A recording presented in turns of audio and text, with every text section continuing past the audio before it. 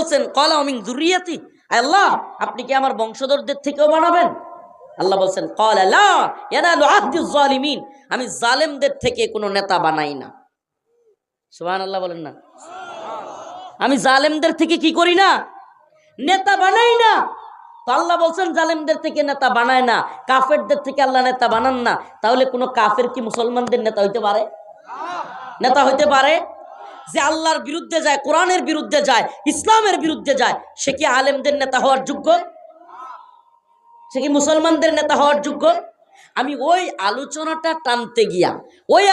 টানতে গিয়া যে আমি নেতা মানি যদি আল্লাহকে মানে। আমি এমপি, এই প্রথমেই কিন্তু প্রধানমন্ত্রী যায় না, আমি এমপিকে মানবো যদি এমপি আল্লাহর পক্ষে কথা বলে। কিন্তু আল্লাহর বিরুদ্ধে সংসদে গিয়া মদের লাইসেন্সের পক্ষে হাত তুলে ওই বিদ্রোহীর আল্লাহ বিরুদ্ধে